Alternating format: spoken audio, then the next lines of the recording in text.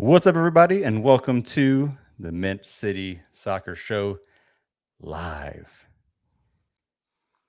All three of us here for a live show on a Thursday night.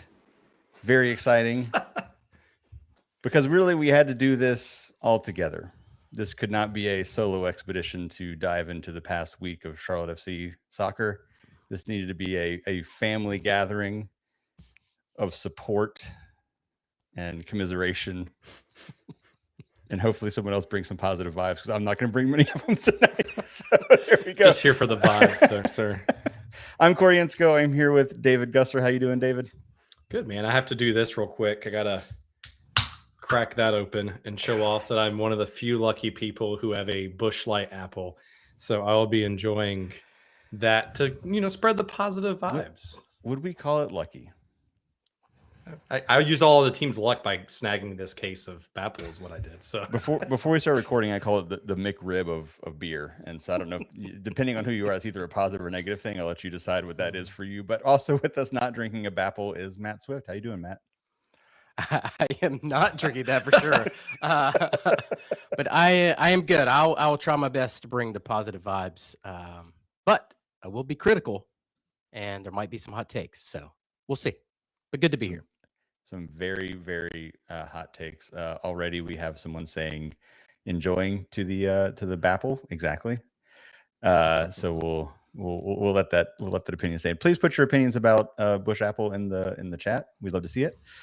And then also as we're going along, we have some questions from our Discord where people dropped in things throughout the past week. So we've got some of those we'll be ready to pull up as we get into the show later, but please do drop some into the chat as well. If you have questions, we definitely would like to pull those up as we're going along and have some good conversations with everybody on here. And again, Joe says, why would you do that to an apple? Exactly. No, why would I not do that to an apple is the real question. So, I think that's what we just need to do is have a conversation about Busch Light Apple, just so we don't have to bring up the bad energy. So, are things so bad that we're gonna have an episode where we just don't talk about soccer, so that we feel better about life? I don't think we're quite there yet. We're getting close, but there's not many fans in the chat. I can already tell. You guys can kick rocks, is what I'm saying now. So yeah, it's not super positive in the chat right now about the Busch Apple. So where's Brandon Lewis? Someone get Brandon Lewis in here. He's at my back. We'll leave it at that. Matt, I believe you want to give a shout out to somebody before we got rolling too much here. Yeah, I want to give a shout out to our friend Matt Nolan for running the Boston Marathon. Literally the only person I know that has ever ran the Boston Marathon.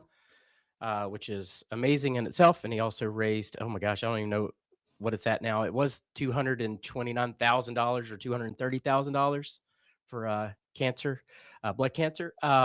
So just a big shout out to him. I thought that was really cool. Hopefully you got to see some of his journey through the race, pre-race and afterwards. So just wanted to say thanks to him. That was awesome. Yeah, absolutely. Awesome. Great job, Matt. Yeah. We made sure we got Matt Nolan in the chat tonight because he has some really, really great questions. I'm sure he's going to drop in the chat here in a little bit. So, oh, absolutely. All right, how are we going to dive into this? I'll let y'all take it away from here about how we're going to get into the thing, all the things that have happened since the last time we talked as a family.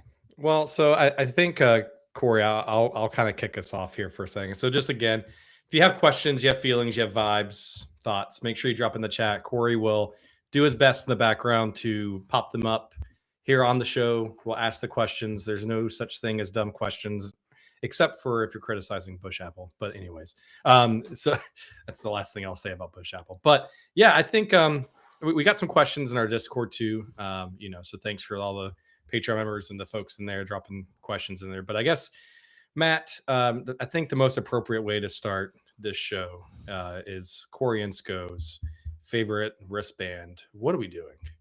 So I think that's the theme lately for the past, I don't know, call it 10 days.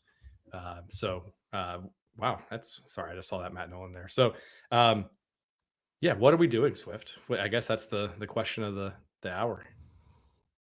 Struggling is what we're doing right now. And it may not be a good weekend for us. We may have to struggle this weekend as well too. But I want to note we do have 5 home games coming up again, so that is something to look forward to. But right now, things are not great. We are struggling quite a bit defensively, leaking goals against really poor opposition too. So I was hoping this past Open Cup match was a way to kind of reset. We're playing a poor Atlanta side at home. I know it's in Matthews, but still, things didn't go any better there. So lots of things to discuss, but yeah, I just think defensively we are all out of sorts. I think the fan base is a little upset about some things. I think some comments by our coach has ruffled some feathers, and I do want to talk about that maybe later on too. Just some of the comments, and I've had a little bit to think about it and try to see both sides. But it certainly hasn't been a good couple of weeks here. Uh, the Nashville game, the Orlando match, the Open Cup game. Not a lot of positives there. But if you want to look at some positives, get past this weekend. We got some injury issues, but again, we got this big home game stretch to hopefully get a lot of points from. So I guess I guess you mentioned it. For those who usually listen to the show, they're probably wondering what Matt Swift are we going to get tonight?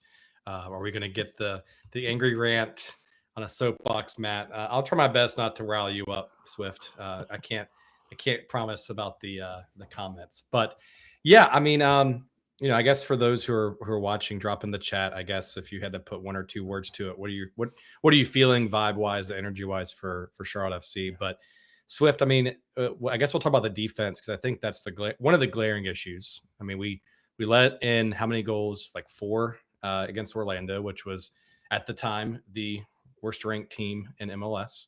Then we let in 4 goals on the road against Nashville, who is the flip side of the table, like the number 1 team in MLS, at least in the East. And then we go and come into Open Cup and let in 2 goals. One was kind of an okay goal. The other one was just a calamity of errors between a center back and a goalie and what that looks like. But I mean, to allow 10 goals in a matter of 10 days is pretty unacceptable. And, I go back to when we first started with Dean Smith. One of the things that we had an issue with was consistency in defense. Kalina was struggling, backline was struggling. We were letting in goals. And Dean even made a point to be like, hey, like for every clean sheet we're going to have, I'm going to buy backline wine, right? Make a fun thing out of it, make a culture out of it. We're not going to let in sloppy goals. We're going to keep games tight. We're going to keep, I don't want to use the NFL analogy of bend don't break, but we're going to keep us in these games and then score a goal in transition and win games or get at least a point on the road or a draw, right?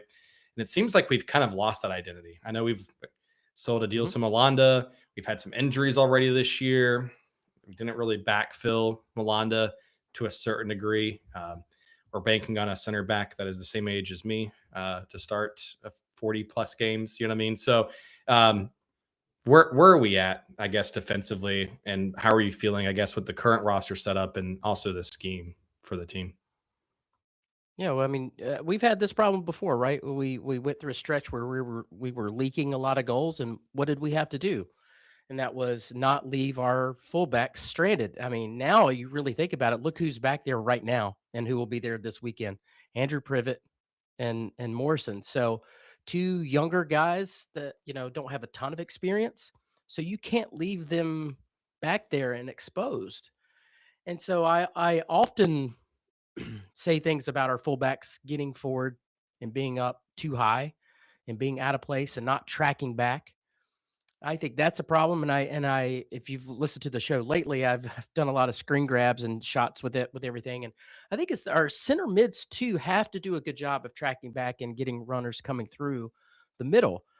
I think communication is key. I don't see us communicating well on the field. And that also starts with Kalina. I don't think that's not really his strong suit is directing. He's not a quote unquote loud goalkeeper. He's not going to get in your face and yell at you. I mean, he does some, but I just don't think the communication is there. Somebody needs to step up and start directing people. And, Tim Ream is typically that guy, but he's injured. He's not going to be there this weekend, and he's been out. So I think we just got to be mindful. And Dean has kind of gone through this before, and we seem to have a fix. But the fix came at the midfield. Remember, Pep Biel was not playing, and we had a heavy defensive midfield. So you've got to do something there, and you certainly can't start Westwood and Luca Del Toro. You just that's not enough defense. So you've got to stop leaking the goals first and foremost, and that may be a tactic change, that may be a personnel change. Um, I don't know if what do you do with Pep? You've got to solidify that midfield defensively, but we've been just turned off defensively. Like we're losing runners. We're not paying attention. We're kind of just like ball watching. It's just not crisp and sound. We just don't seem tuned in. And I don't know if that's a locker room thing. I don't know I can't really put my finger on that.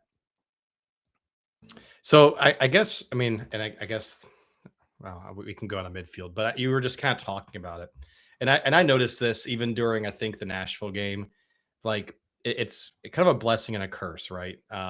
Pep Biel's one of our producing offensive weapons, right? And is creating assists, creating goals, but is almost, I don't want to say a liability because he leaves so much open field in the midfield, right? Between him and either whoever's playing the 8, the 6, that double pivot, there's just so much open space that our midfield it essentially gets tore apart. Like whatever team plays us, they're able to possess the ball a bit more. They're able to kind of control the middle of the field, that spine. And we're just either too sagging back or we're caught too far forward. Is that just a scheme thing? Is it players? I don't want to say, is it Westwood? Is it Brandt? Is it Diani? We've had a number of different combinations in the midfield this year. And the one thing that's consistent is Westwood at the 6, Pep Biel at the cam, right? So what do we do differently? You just mentioned it last year at the end of the season.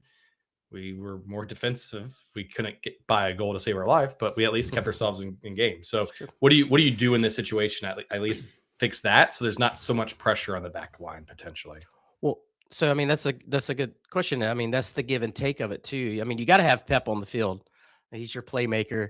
But the thing is, like, we never control the midfield. And when I say control, it doesn't have to be defensively. You could control the midfield offensively too.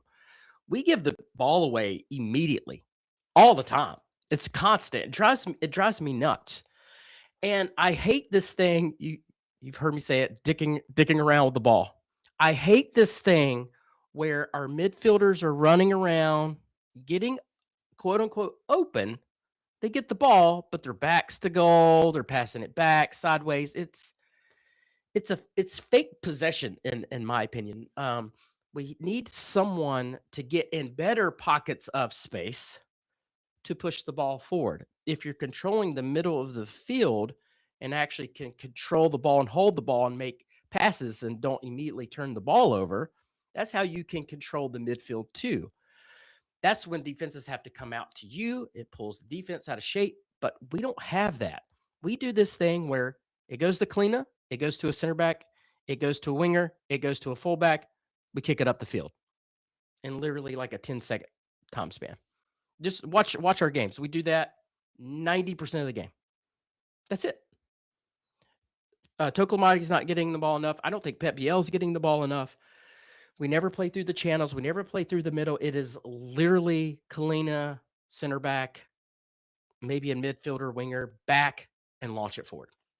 Because teams are getting smart, we're easy to play against. Just press us. That's all you got to do.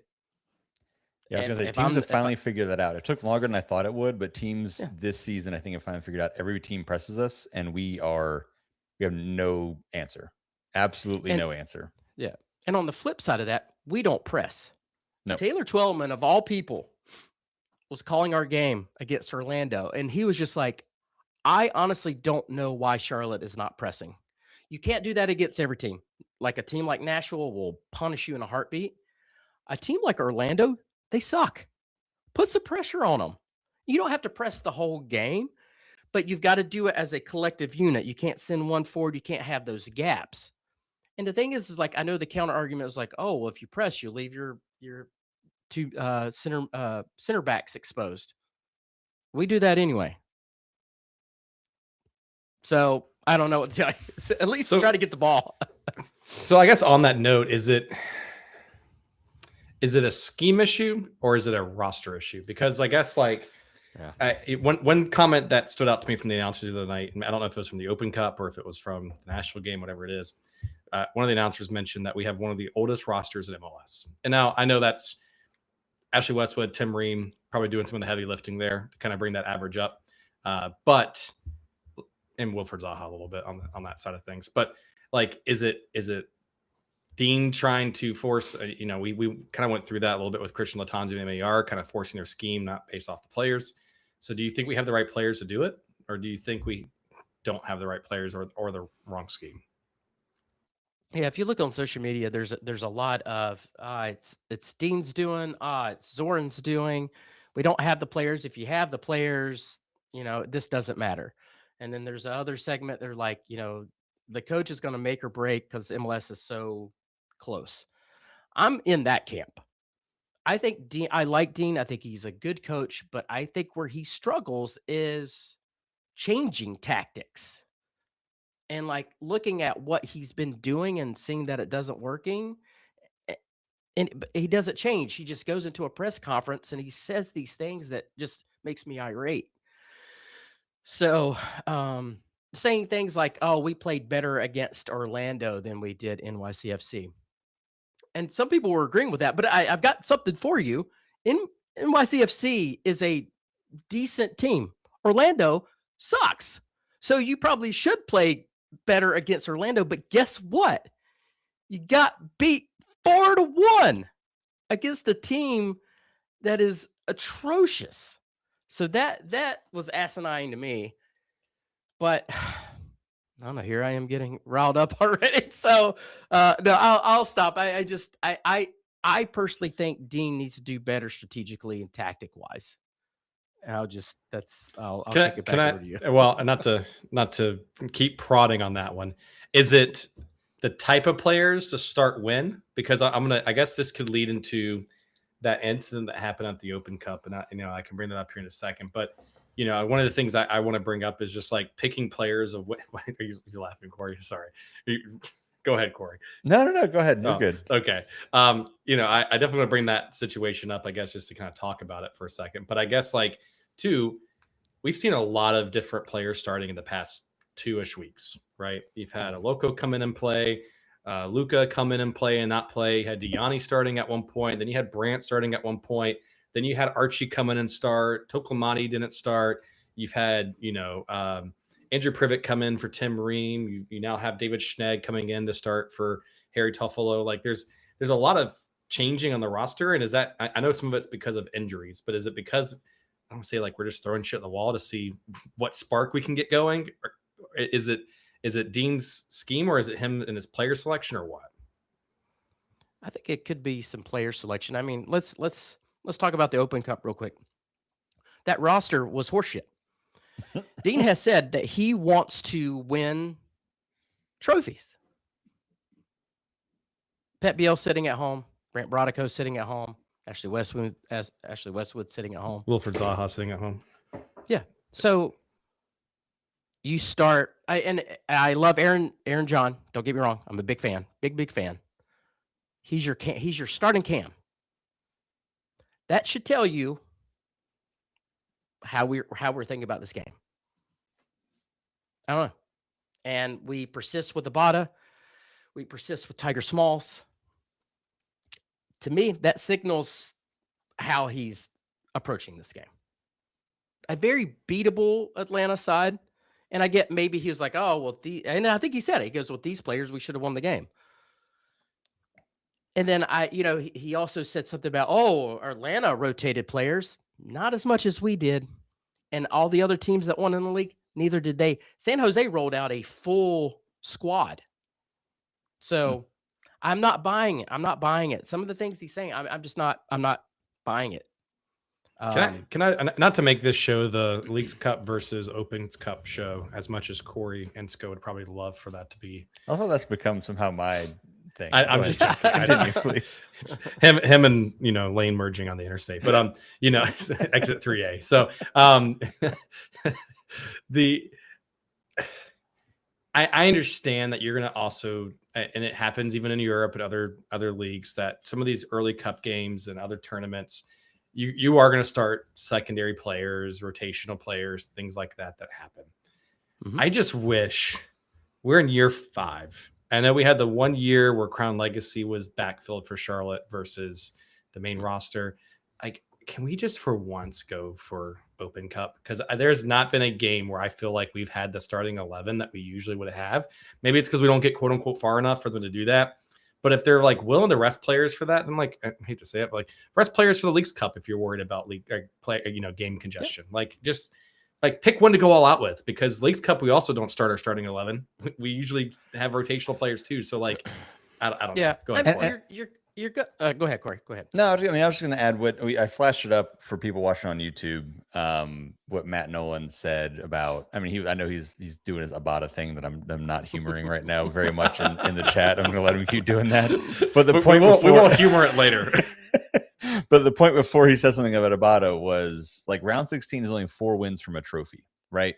Like it's one thing, like in the first match we play in the round of 32, even like you're kind of far away. But like once you win that first round and you're in the round of 16, you're playing an MLS side, you're not that far from winning a trophy. So like, why wouldn't you put out a closer to starting lineup than this? It doesn't have to be the full. Right. You can still do some rotation because you're playing, weekend, midweek. That's a lot. But like when you saw that roster, it was like we like again, Matt said here, I'll put it up here, is we conceded. Like we basically said, nah, we don't really care about this with the roster we threw out. We're just gonna see what happens. And that's frustrating to me. It's like, I get that you have to do some of this rotation. I get you have to do this, but like that's a trophy. That's still a trophy you can go and win. And we're playing a team that we need to roll out a team that can actually beat that team, I guess is what I would say. And it's a rivalry. It's a rivalry match. Like you have a chance to go play well, and we never get far in this tournament because we keep doing this. Like we never have put a full squad out there because we don't seem to care about this one. We also don't seem to care about Leagues Cup. Like it's just I don't know if we're waiting for some magical place that we're going to start taking it seriously, but we take it so not seriously that we never get to that point. and Dean talked about don't want to risk injuries. But I mean, we also have our entire back line hurt from MLS games. So like what? Well, I'm gonna go in on a player signing later that we did, but but the thing is, like other teams go in, like other teams rotate, other teams. We're not the only team that's involved here. Like, go for it. Try to win this thing. Like I don't know. I would rather us had gone for it in the Open Cup and maybe did some rotation on Saturday, because again, you got a 5-game stretch coming up at home.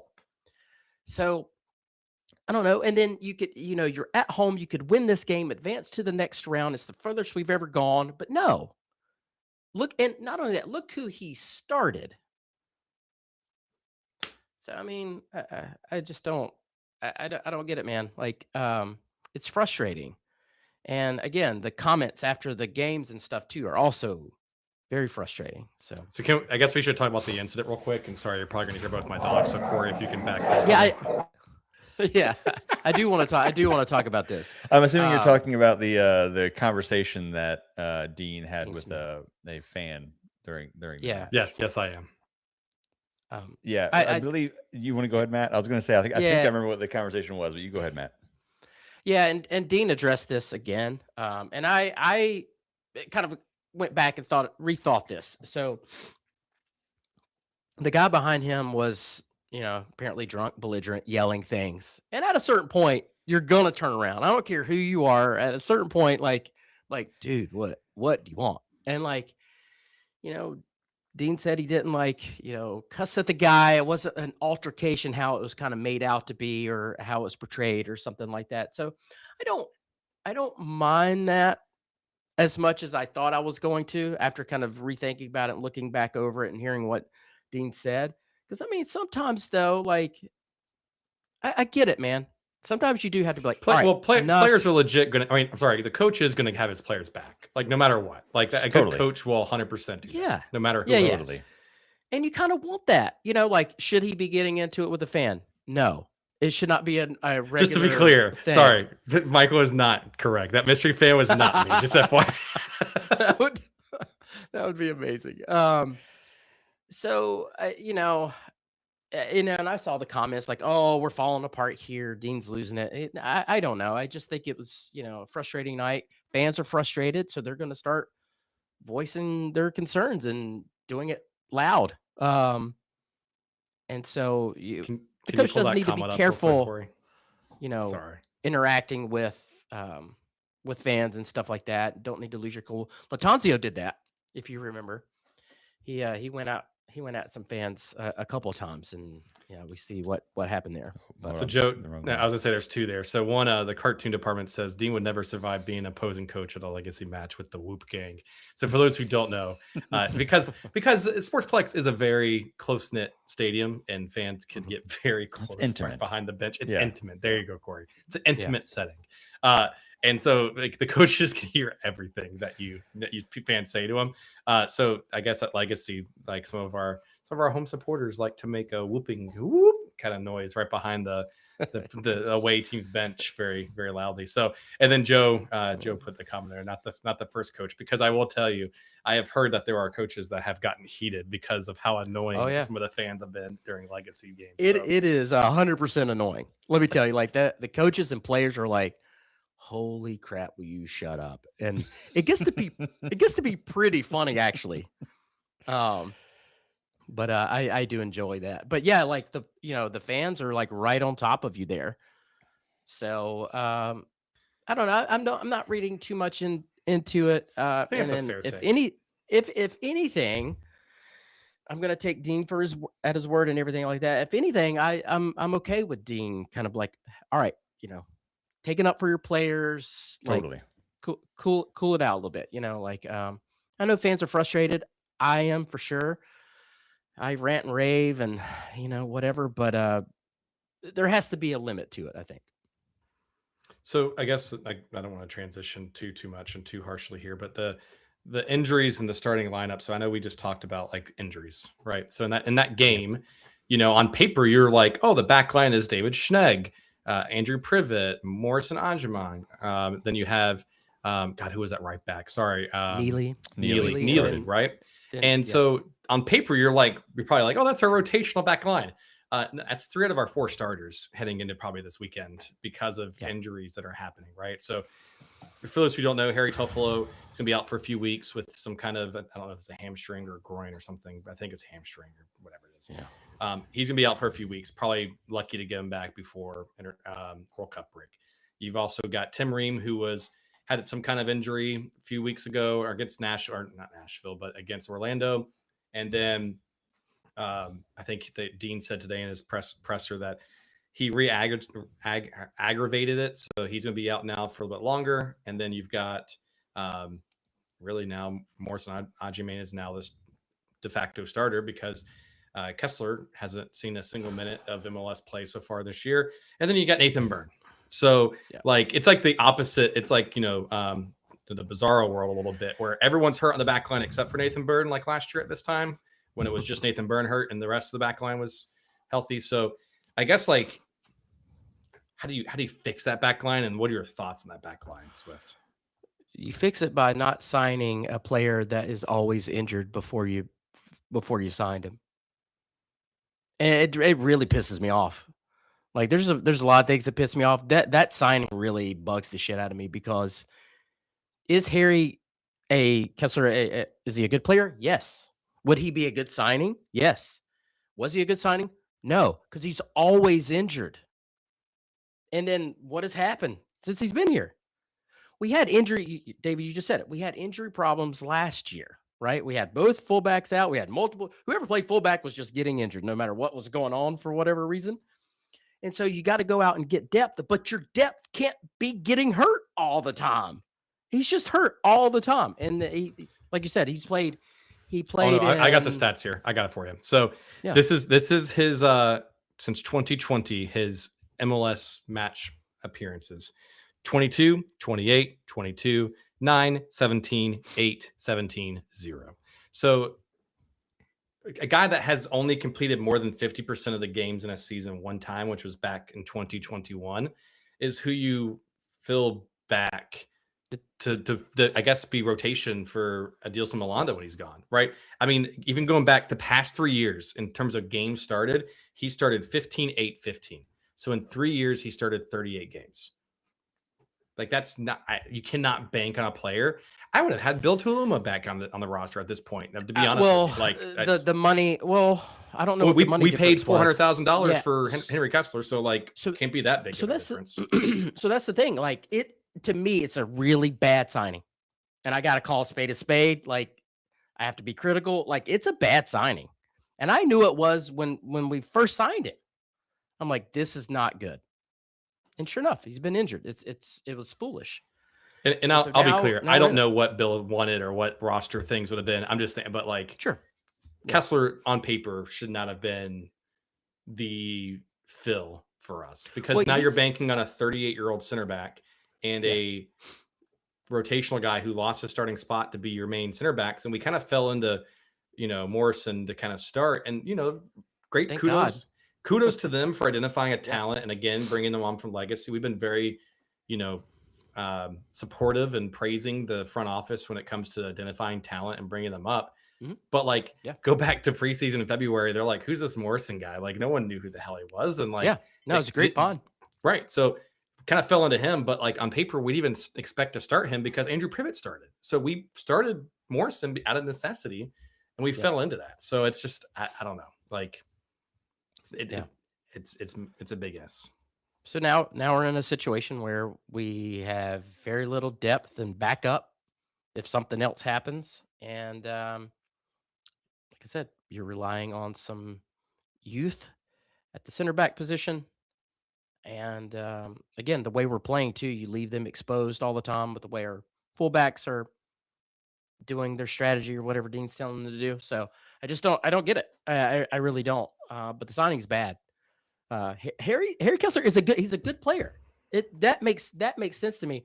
And I don't think he was signed to be a starter. He was signed to be a rotation player, depth piece, experience. All that makes perfect sense to me. But when I signed him, like, this dude's always hurt. And sure enough, that's where we are.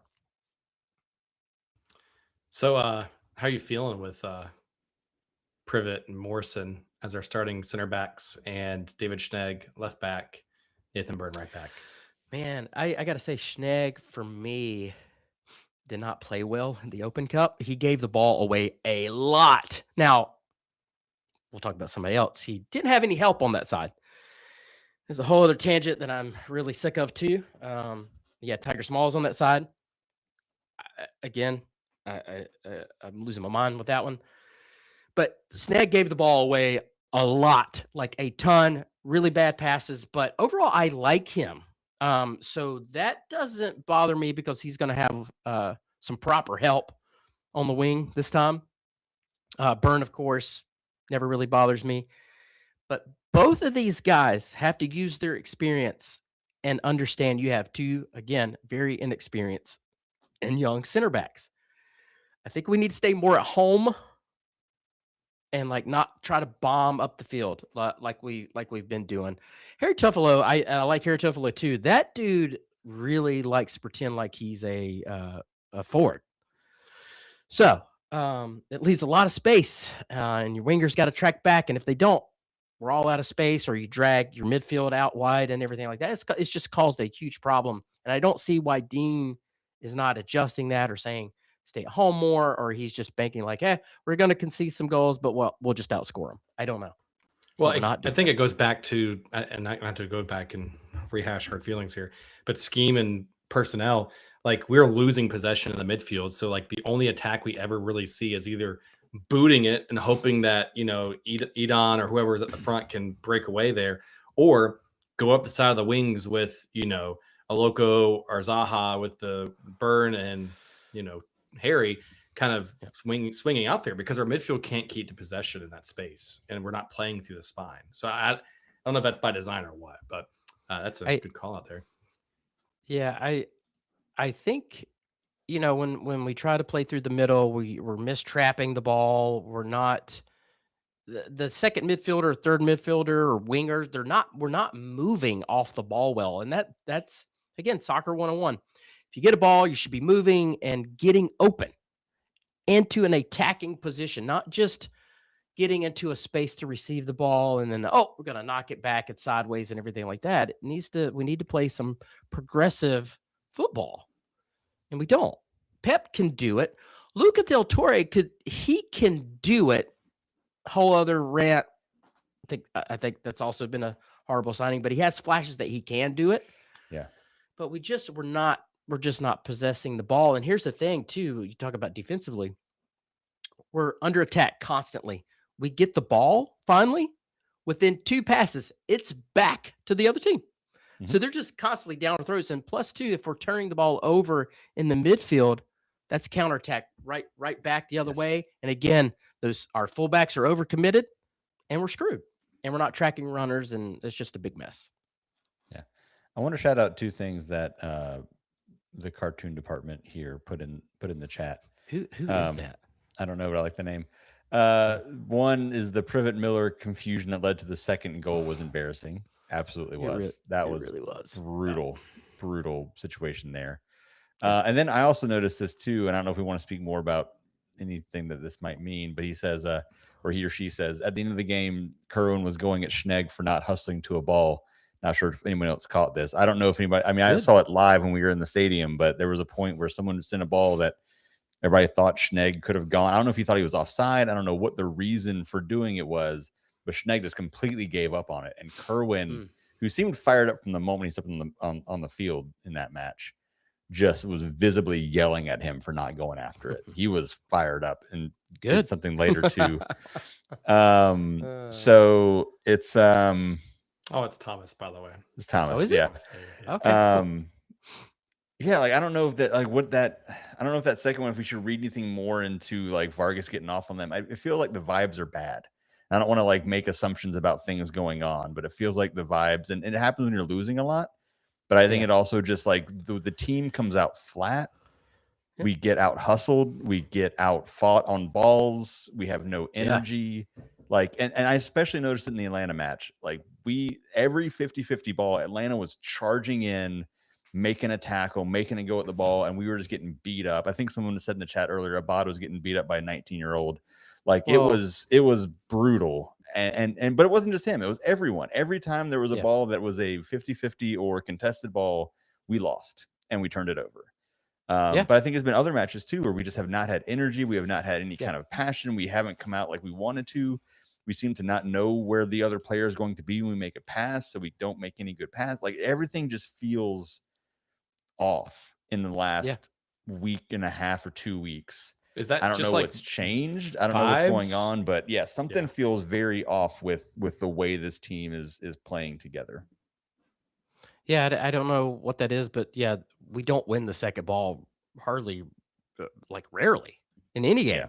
And I don't understand that. We don't anticipate well. It's just like we're not sharp. And I don't know, that could be like a vibe thing. It could just be, I don't know, man. It is weird. And the thing is, like, I just want to say now, like, we're like 40 minutes into the show. The sky is not falling. Like, we could literally go on a 5-6 game winning streak here. But here's the thing. We keep having the same problems every year. It's the same issues. And we're supposed to be getting better. And I don't see us getting better at all. Right. And we're supposed to be competing for trophies, and we're not doing that at all. It's the same old. If I'm going to play devil's advocate, and I wasn't at this place a long time ago, so maybe I'm just being grumpy after 3 matches. I'm not saying sky is falling, but is this team actually any good? I'm really starting to question this now. What matches against 11 men have we played well this season? I'm being totally serious. What matches against 11 men have we looked like a good soccer team? Yeah, I mean, I yikes. I take the 10 men thing kind of with like we were playing well and pressure, and that's why they get the cards and everything like that. But to your point, and kind of what I'm saying too is like we are a 5th, 6th place team. Maybe. You know, we got to go on runs. If we don't win this weekend, we could very easily not be one. So, yeah. But again, like, you know, MLS is a crazy league. There's ebbs and flows. We went on a historic run last season. So, and I guess sorry, I didn't mean to cut you off, Swift. No. But to build off what Corey said, this roster is pretty much the same roster as last year, you know, except for a Loco there being now starter, and then a few other pieces here and there. If it was not for that historic, once in a lifetime, literally tying the league record, we could do it again. We could do that again this year. If it was not for that run, we probably would have not made the playoffs, or at least play-in game. I see. But so did that streak and kind of pushing us up, kind of puff our chest out, saying that this roster is better than what it is, and then we're heading into this year selling two pieces.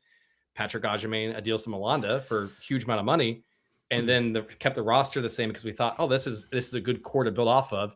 Now we're looking at one of the oldest rosters in MLS that's now hurt, and looking down the barrel of going from a 5th or 6th place team down to 10th or 11th if games don't fall our way this weekend. You know, I mean, all of that is a good point. The roster for me, Abada. We're going to talk about another player that really pisses me off. I'm getting tired of I'm tired of talking about this dude. Every episode. Like, I'm sick of him. I'm sick of saying his name. Like, he should not be on this roster. He should have already been sold. And so that's another thing that the front office has done that's kind of pissed me off. The Kessler signing, the Lucas signing is borderline, and then Abada. Like, he should have already begun. He's taken up a spot. We're not at maximum capacity of where we could be. We have Pep Biel, awesome signing. Great. Probably one of our best signings ever. Zaha, to be determined on that contract, right? But still has done well. But then your third main player is a guy who I can beat. I can knock him off the ball. The dude is, I'm not exaggerating. Like, he's like third string. Buy him out. Get him the hell out of here, because like, he is taking up a spot. He's screwing up our roster. He can't even do good in an Open Cup game against the Independents. He was trash that game. And so we've persisted with him. So to David, your point, that's a problem. Tiger Smalls, what the hell is he doing out there? To me, that's a Dean thing. I've got some issues there. But like, you know, and then we go out and get Luca Del Torre. Where does he fit in this roster? What position? What does he do? He doesn't play defense. He's lazy as shit. He's slow. And people are like, oh, just watch him. He'll come good. I'm like, motherfucker, I've seen him play. He's not a new player to me. I've seen him play for the national team and other teams. Like, I don't get it. So we might have 2 DP spots coming open, and we got to swing big. It's time to up the ante. Like, we can't be a 4th, 5th place team every single season. Like, it's just, we were told that we're going to be progressing every year. We're going to be doing this and everything else. It's not happening. And then we're crashing out early in these damn tournaments. So I don't want to continue down the Abada talk, because I think we've talked it ad nauseum a little bit. But is that going to come back in a hot and Zoran in this roster of not offloading Abada in the fall? If he does it, summer? I will tell you, if he is not gone in the summer, I'm going to be pissed. And I will rant and rave about it. He has to be gone. He has to. Well, I mean, even going back to last season, because I remember like last season, I remember I asked that question, and it was like, oh, we didn't have players to backfill him. Like, I know it's hindsight 2020 here, but I don't know why we didn't get rid of him. I have no idea. Yeah. Okay. I'll go back to some of the chats here because there's lots of that came up. Matt, I keep smirking because there's a lot of hilarious comments. There's a lot going on that I can't pull up. I'm trying to pull up things as we're going along. But Matt, who I'm just not gonna what's the word? I'm not gonna show his Abada love that's happening in here. We know how you feel, Matt. you know how we feel. But I will say that when I was talking about what match we look good against 11 men, he said New York City FC on the road. I'd even challenge that. Like, did we win that match? Yes. Did NYCFC have about 11 million chances to score a goal in that match? Also, yes. Yeah. Dean Like, also said we didn't play well in that game. Yeah, like we won it, but we didn't look very good. So I just don't know if that was one that is I'm gonna to hang my hat on. Joe says we have some good players, but not a great team, which I feel like I agree with a little bit. And things are bouncing around on me on the chat here. People are chatting. We have a comment here that says there's an answer to making the midfield defense better, but some folks don't want to hear it. Start my baby Giraffe Gianni. So I mean, the team has looked well when look at Strong when he's played. So yeah, I mean, I don't know there. So the other thing too, if you want to talk about coaching decisions, and Diani plays well, and then he doesn't start the next game, and you're rotating in and out. So I don't know, man. It's frustrating for sure. I just the some of the things that our coach is doing, I don't understand. Somebody needs to explain it to me. And then some of the roster stuff also too is starting to not make any sense to me. Maybe there's a grand scheme. Maybe this summer there's going to be some big changes, but they need to be big. We got to get moving. So you want to transition a little bit to what we needed to do differently this weekend to win? Score more goals. Yeah, just kick it in the back of the net, man. Just really simple. Just don't have at least one shot in the first half. So embarrassing. So I guess that's where, and we've talked about this again ad nauseum a little bit.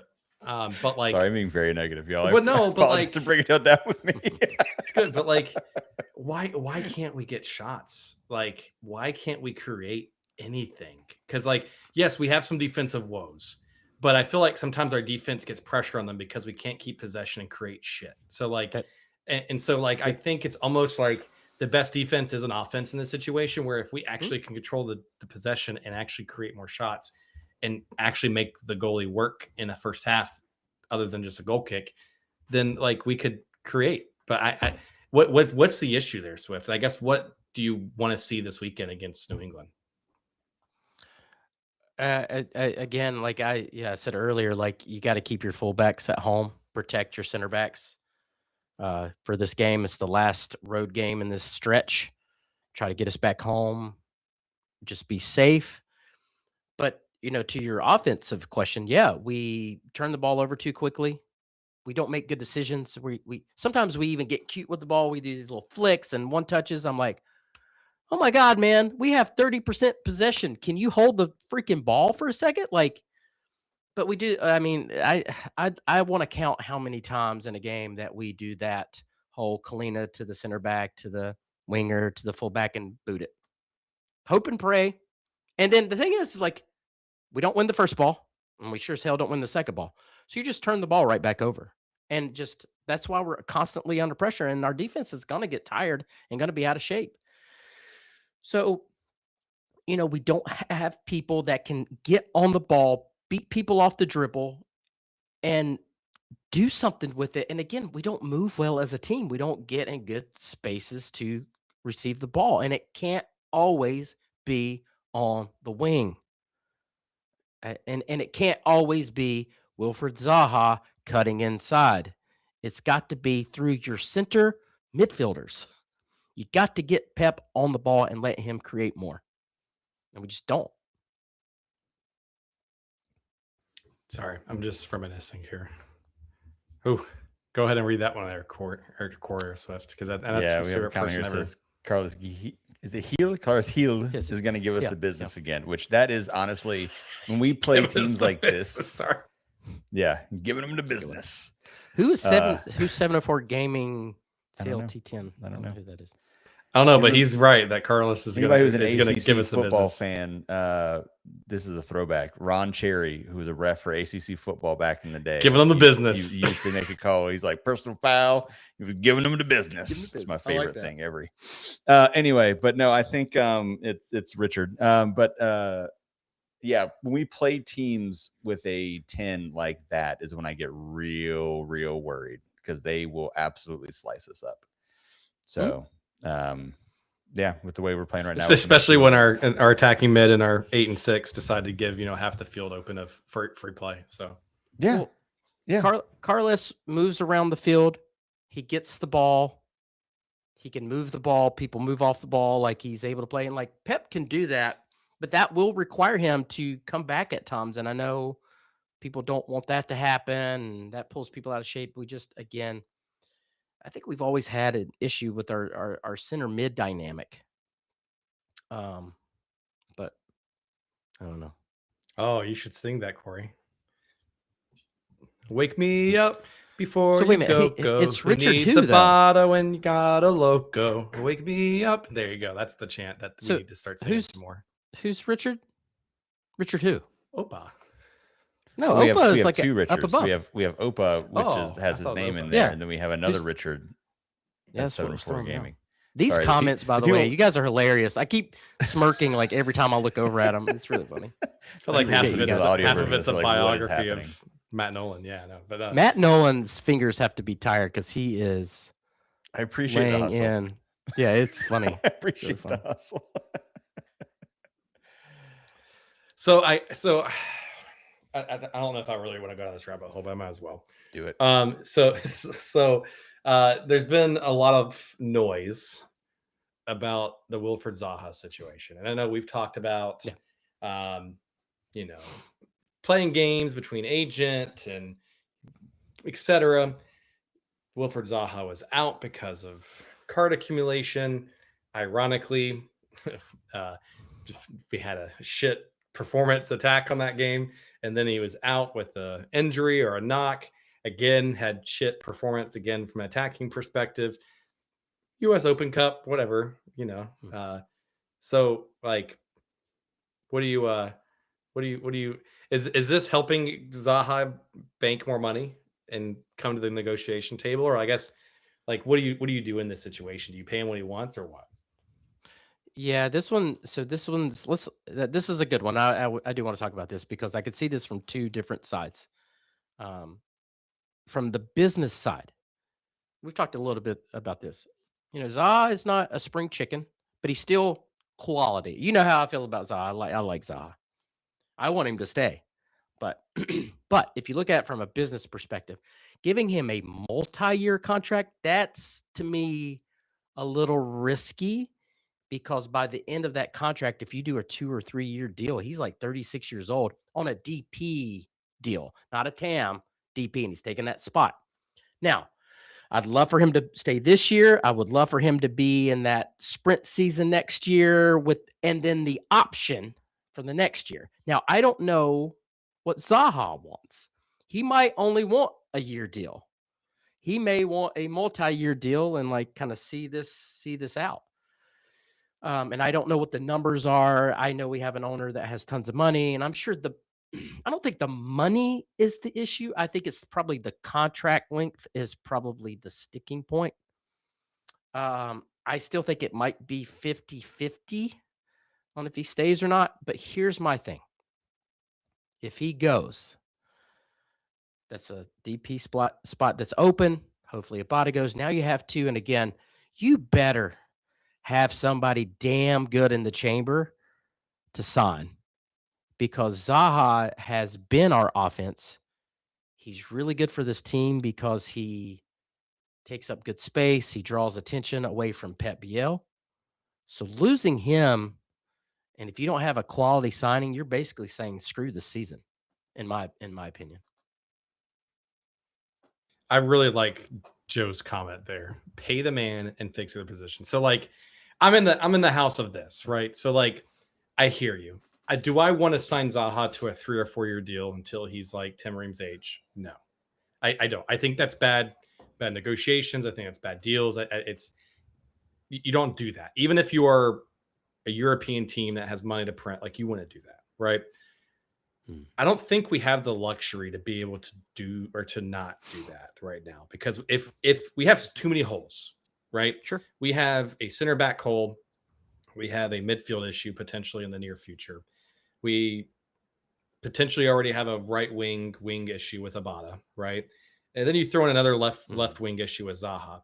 That is too many holes, I think, to proceed with the rest of the season, and then expect to be able to fill them in a window where Europe knows that you're going to have to overpay to get somebody during that time frame, right? And so, like, I don't know. Like, I think a 2-year deal's fine, and pay him what he wants. I don't think it's a hard ad. Yeah. Oh, you're good. Sorry, I had to sneeze there. Sorry, I was being professional and muting my mic. So that's what happens during a live show. Just covered everything up. Covered everything. Look at that skill set, sir. That's good. But like, I don't know. Like, if it's just 2 years, like, who cares? Like, we've paid Abada for 2 years to do nothing. So, I'm with you. If it's if it's a 2-year deal, I'm paying him anything he wants. Because you're right. There are other holes. I do think we need to maybe get a DP midfielder. I think you said that too, like a center mid. We need somebody else that can connect through the spine.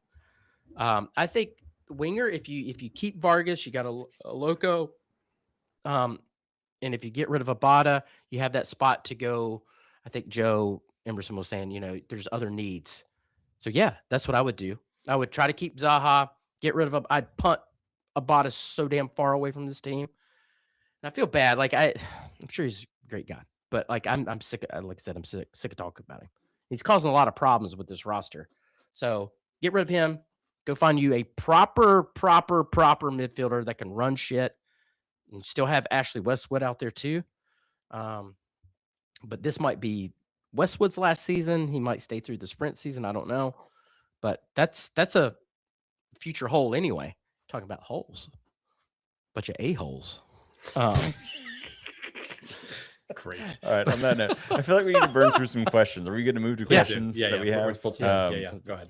I'm going to start just because I don't lose it later. This is more of a fun question, but Matt Nolan has a question he just dropped here. That is, which of the three of you would win the Krispy Kreme challenge, which is 5 miles and 12 donuts, if you've never heard of that one in Raleigh? And which of you would win the beer mile, which is you drink 1 beer per quarter mile? Oh, have you ever heard of the Krispy Kreme challenge? No, that sounds awful. Yeah, so it's in Raleigh. I don't know if it's in other places. I know it's in Raleigh. But they you run to a Krispy Kreme, you eat a dozen donuts, and then you run back from it, and it's like 5 miles. No, I do the beer one before I do that. Just 5 miles is a lot. God, no, that sounds awful. Because if you could spread the donuts out like one a mile, I feel like that would be a little bit more manageable. But eating a dozen Krispy Kreme glazed, hot and ready donuts and then running another 5 miles sounds horrific. Imagine the stone in your stomach as you're running back. You have to. You're eat Michael them all Scott before with the Alfredo situation. I think you eat them at the halfway point. Someone can correct me in the chat if I'm wrong on that, but I think the way you do it is you run to it, you eat them there, and then you run back. Maybe you can take them with you. I don't know, but it sounds horrible. It's something like that. I've never actually done it, but I'm aware of this. Because at least with the quarter mile and chug a beer, give me a PBR or a Miller Lite, and I could just chug it on and a hot day. Yeah, and just walk the next quarter mile. I'm good. Here's the real question: would you do the beer mile with a Bapple? Hell yeah, I'm good. God, man. Matt says you can spread them out, so you can spread out the donuts. That does change things a little bit. No, it does not change it for me. Still, I'd still do the beer. And think about it, Krispy Kreme donuts are like a lighter donut. They're not like the big, dense, cakey donuts. The donut itself is but it's smothered in a hot glazed. It is not a light donut. Oh man! All right, I do love a hot and ready Krispy Kreme though, but I'm not gonna eat a dozen. That sounds. I'll be so sick in my stomach. There's no way. So no one's winning any of the races. Is what it sounds like. Yeah. All right, I'm gonna post me these questions. With the way this thing is set up, I can't see what the question is before I hit the button. So if we've already addressed it, I'll move on quickly. But first one is from Matt Chantry. What is the biggest problem we have to solve right now in order to improve our performances? Can be tactically or player level. So we've touched on a lot of different things. If you had to say one thing to solve on Saturday or moving forward, what is the thing that needs to be fixed to get things turned around? Tactics. David? I say yes to tactics, but I also think it is also players. players have to perform and they have to be able to not do stupid shit like running into the keeper while trying to shield a guy and not lose possession after 2 touches and take more than 1 shot and a half. Like that is, you can have tactics all day, but guys, like in my Sunday beer league, I have more shots on target. Like that's granted, I'm booting it from that like midfield and there's no chance it's going in, but like at least I got a shot on target. I think the level of competition is a little higher. Nah, I see what you're saying. I get more shots in my beer league than these jabronis. Oh, man. I love it. Oh god. All right. I do not call them jabronis, by the way. You should. All right. Got a Russell awesome. question here. What are your thoughts on Aloko so far? Has he done enough to be a starter moving forward in your minds? Matt? Possibly. I like him. Kudos to the front office. If we're gonna be critical, let's be positive. Like he's been great. He's big, tough, fast, aggressive. And I think that's what we need more of if we want to talk about, what we need on this team. Need some passion, some energy. I like it. He's been good. You can pull up the comment by Paul and Matt Nolan here in a second, Corey, by the way. But that just made me crack up. But I like Aloko. I think I want to see a little bit more defensively. I think there's some times where he might get caught out of space or like I think back to the first game he started. Now, granted, it's only been like 3 games, so I can't judge him too hard. Yeah. But he and Mike would just put there. He's super raw. He's gonna be good though. Like I'm really happy with that player and that signing in the future for him. But just make sure he doesn't make stupid fouls here and there. You know what I mean? So that's all. He's already better than Abada and Tiger Smalls. Well, that's it's true. So yeah. I will point out what you touched on that Matt and Paul put in here is that David's street name should be Hot Glazed. I like this. I'm a fan. I hate both of you guys, but that's okay. I love it too at the same time. All right, another Russell question. We kind of touched on this. Are you in full-on sky is falling mode? If so, what are you doing to stay sane? If not, what is giving you hope? I don't think we're in full blown. At least I'm not in full blown sky is falling mode yet. If we lose this game this weekend, I'll start kind of having some questions, and then especially if we then follow up with a game at home as a loss, that's going to be. And I don't want to talk on too much on this, but if you think ticket sales are bad right now, just wait until you see what that stadium looks like after 3 or 4 games in a row of losing. So yeah, thanks, Matt. Yeah. I think after this homestand, I'll have a better understanding. This, like I said, this game Saturday. I wish we would have went for Open Cup. This game Saturday, I'm kind of like, with the injuries, everything that's going on. Let's try to get a point. Let's hopefully win. But like, then we're back at home for 5 games, and if we can win 5 in a row, woo! Look where we'll be and standing wise. But if we lose some of these at home, I think we're in a little bit of panic mode. Yeah, I think I'm with Michael here. Then the comment I just threw up is like, I'm tired of watching the same thing over and over again.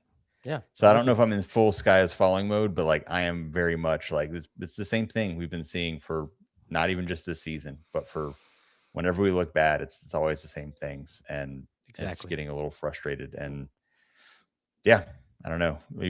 I'll hold out to the homestand. I mean, obviously I'll be cheering for them the whole time, but like, I mean, that if we have a poor showing in most of the homestand here, something's very, very wrong with this squad. So we'll see. All right. From Keith, with 5 league matches before the transfer window opens and 19 after, who is potentially available for us to get, assuming we free 1 DP slot, that would give us a shot at top 3? Our favorite kind of question: who are we going to get in the transfer window 2 or 3 months before it actually opens? Do we even have money to spend other than a DP spot? Like, do we have roster, GAM, TAM, whatever it is? I'm sure we can finagle something. I don't know how any of that works. So maybe, I don't know. But I mean, I don't know that we need. I hope so. I mean, we really the need is that other DP spot. That's my opinion. But we might have 2. So I don't know if we need to bolster the squad any further unless you want to go out and get another center back that's not always hurt as backup, depth. I'm available after the end of May for my beer league. Pay me in corn dogs, man.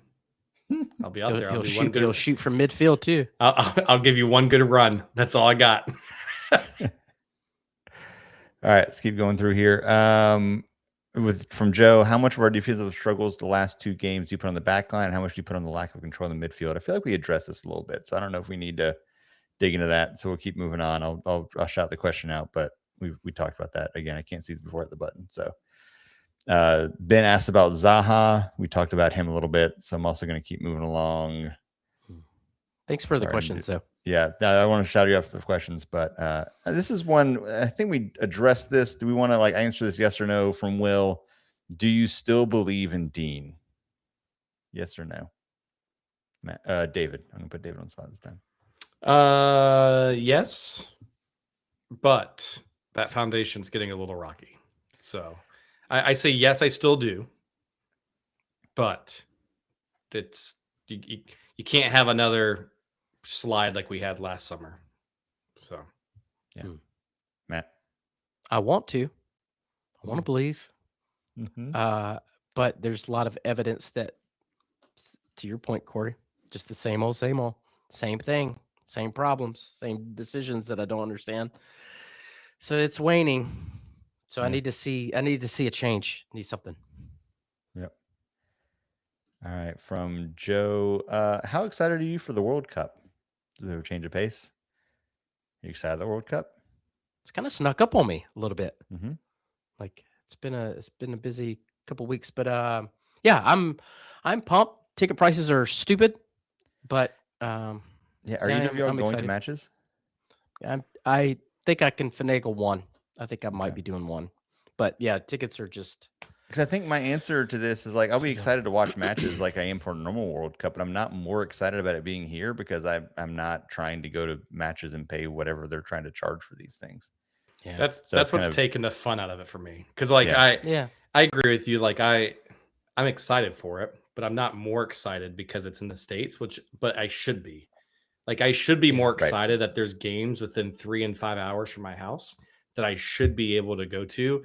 But I'm not paying $250 for a parking pass. I'm not paying $2,000 for a one single game ticket to whoever it is. It's not even a U.S. game. I don't know. I'm excited for the World Cup. I will always be excited for the World Cup, but I'm not excited for how FIFA is just once again money hungry, ruining the culture of what this event is. So yeah. And also the local principalities is also just as guilty, charging $250 for a train ticket and all sorts of shit that's going on. So just gouging people. Yep. All right. Another kind of fun question from Russell here.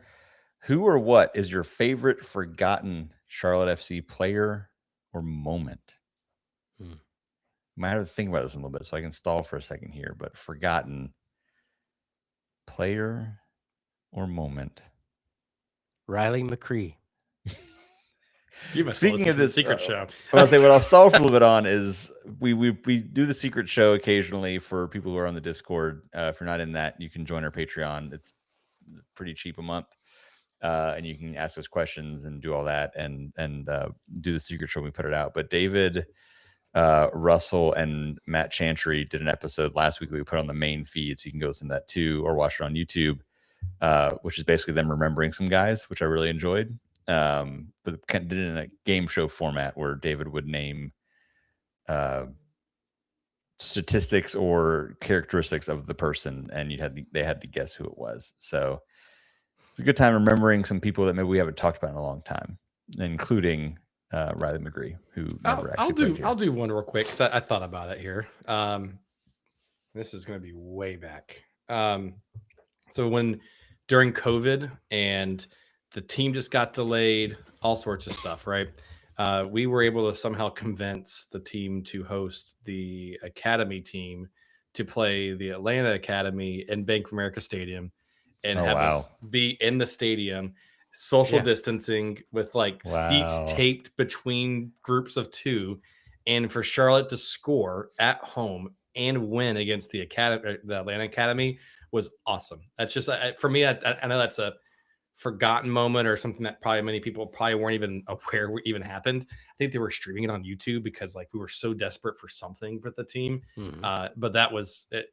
That was a pretty cool experience being in the stadium, as awkwardly as it was, wearing a mask and two like seats taped off between it, and like they were adamant, like, do not cross over this seat. And I'm like, whatever. It just, I don't know. That was a cool moment. That's a good one, David. Yeah, that's a good call. Yeah, I love that. That's a great one. Guzman Carujo is another one that got thrown out in here, which that's a good one that he gets forgotten a lot, but he was solid, and he might be on a future there. Not him physically be on a future secret show, but he may be discussing it on a secret show. All right, there was one, because we are over an hour here, so we won't get too much more going on before we sign off here. But there was one fun question that I was going to give. Matt's getting a lot of shouts right now because he's being all over the chat, and I'm ignoring all of his Abada things. But I'll put this up here, which is, what is the best comedy of the last 25 years? He says, why is the answer Napoleon Dynamite? Which I do love that movie. I don't know if it's my answer. So for y'all, I got it. Like, what year is it? Oh, so 2000. But that's exactly what I was starting to do. Is like, wait, what's the last 25 years? Because I think my initial answer is, it's beyond the 25 years. Dang it. Yeah. Oh man, now I got to do some Googling. Because I was gonna say Big Lebowski. That's like my favorite movie, but that's not. Oh, that's such a good. I think that's like 90s. That's 98. Right, so I just Googled it. Yeah. It's 98. It's not. It doesn't fit in the. I think just because it was like my generation, and I guess Corey, you can relate to this to a certain degree as well. But like Superbad was up there for me.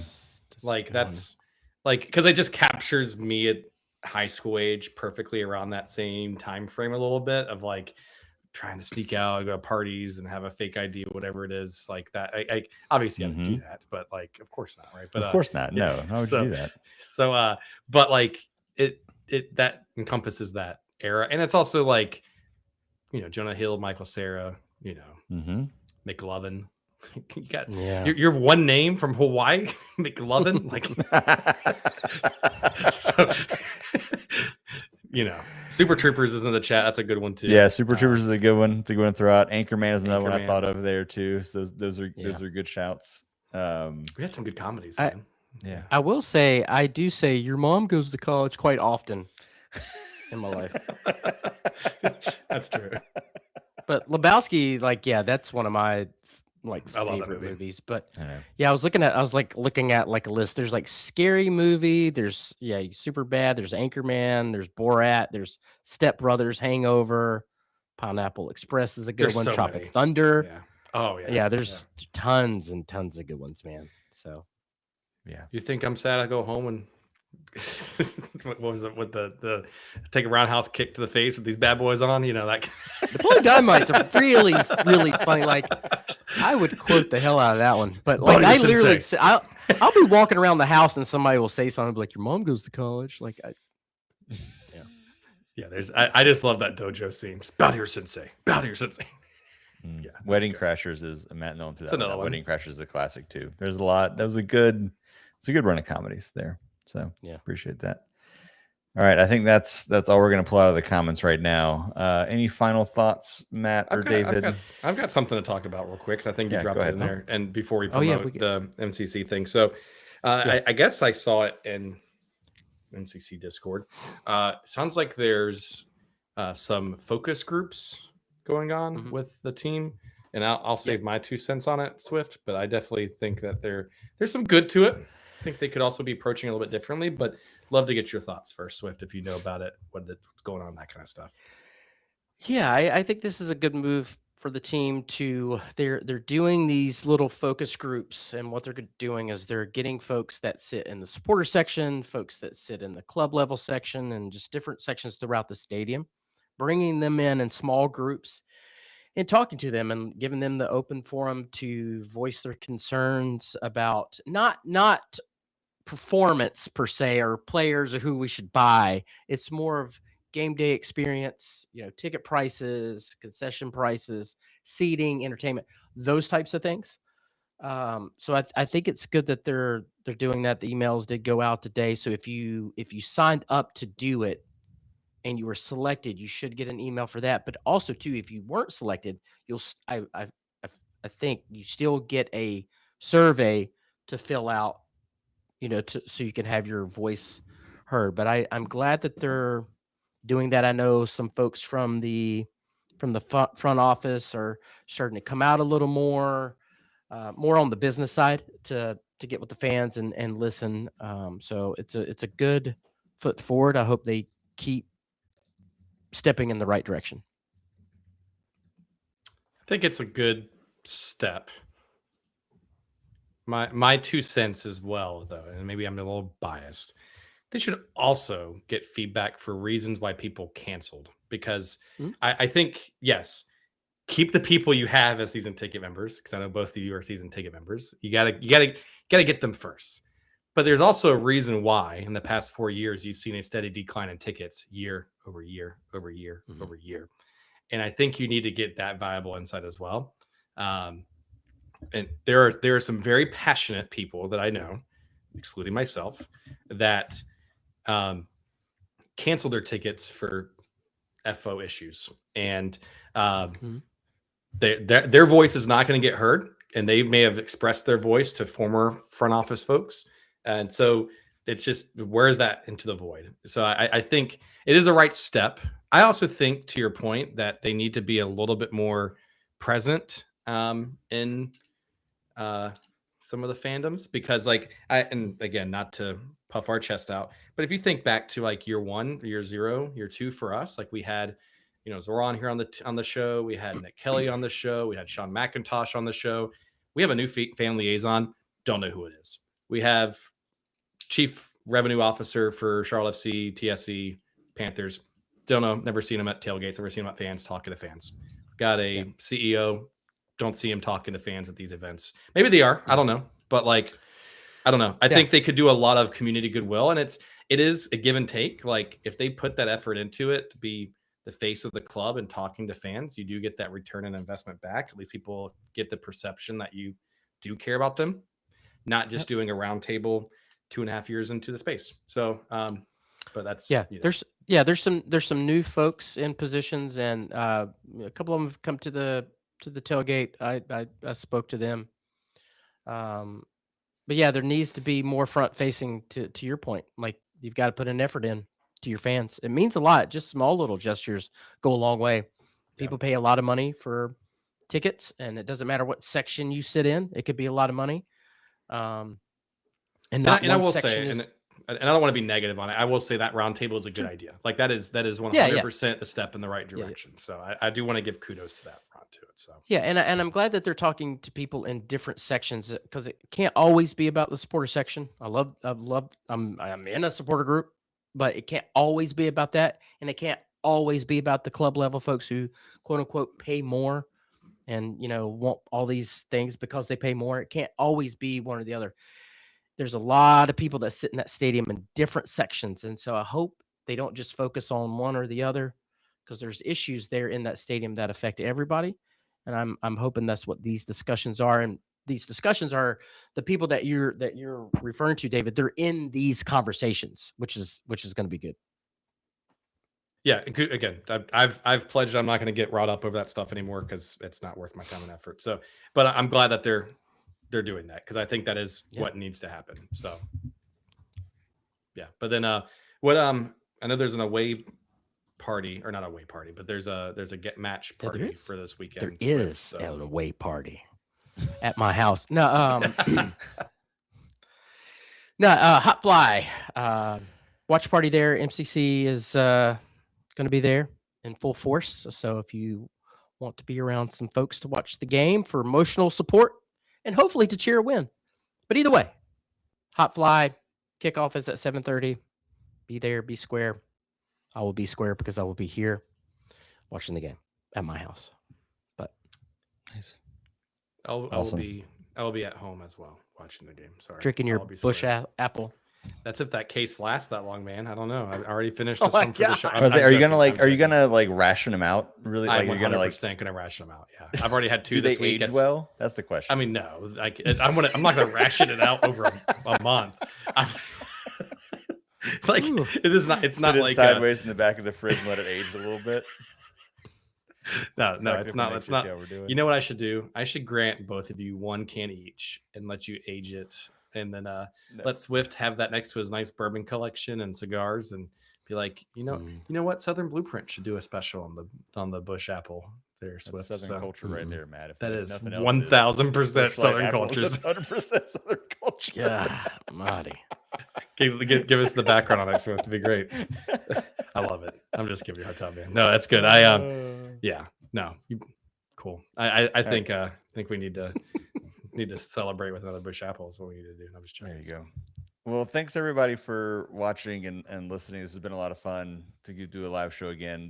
The chat's been very active, which has been great. So thanks for everybody chiming in and asking questions. I wish I could have showed everything that was popping up, but it was giving us a lot of joy watching what people were commenting during this. So appreciate it for listening and joining in, and hopefully I won't be so negative next time. I feel like I brought down the podcast for a solid 30 minutes there, but here's where we're at. It needed to be said. It needed to be said. There's some good comments about Busch Apple, by the way. Yeah, if you want to end the show on those. Oh my gosh, there's too much. Here we go. Busch Apple, the sex panther of beer. Yes. 70% of the time it works almost all the time. And then Busch Apple ages like fine gasoline. So on that probably note, put it in my lawnmower for sure. Yeah, it'll run that thing. Don't worry. Yeah. It'll smell great doing Getting a good vintage from the Bapple cellar. That's great, man. got a nice 2026 can here of Bapple. Yeah, it's great. Everybody's saying bye. They're like, all right, I got to get the hell out of please here. stop talking about this. All right. Thanks everybody for listening. We'll see you next time. Hopefully awesome. we'll have 3 points to talk about next week after this weekend's match. So see y'all.